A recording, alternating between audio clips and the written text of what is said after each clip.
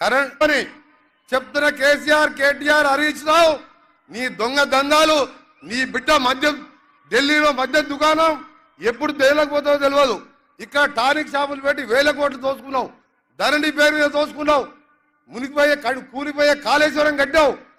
మా ప్రభుత్వం 5-6 నెలలు కాదు బిడ్డ, 20 సంవత్సరాలు కాంగ్రెస్ పార్టీ అధికారంలో ఉంటుంది.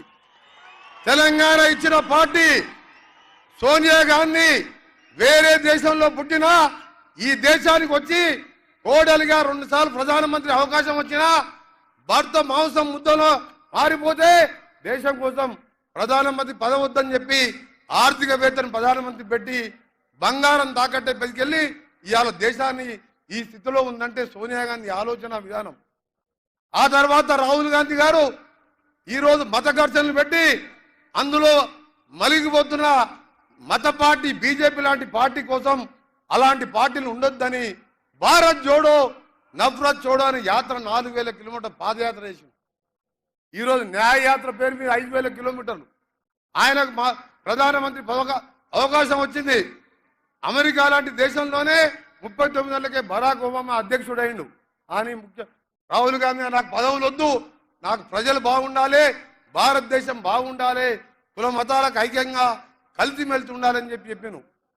అందుకనే సోదరులారా మీ అందరికి చెప్తున్నాం, ఈ ఎన్నికలు భారతదేశం 140 కోట్ల మంది ప్రజల ఆకాంక్ష కోర్చి నెరవేర్చే ఎన్నికలు కాబట్టి తప్పకుండా మన ప్రతినిధిగా కాంగ్రెస్ పార్టీ ఎంపీ అభ్యర్థిని గెలిపించాలని, అలాగే మన స్థానిక శాసనసభ్యుడు ఇంతకుముందే నా దగ్గర చెప్పిండు, ఆయన వచ్చిన రోజే తిరుపతి దేవునిగుట్ట దగ్గర ఫ్లైఓవర్ ఆర్ఓవి కావాలని 75 కోట్లతోని స్థానిక శాసనసభ్యుడు చెప్పిన విధంగా దాన్ని శాంక్షన్ కూడా చేయడం జరిగింది.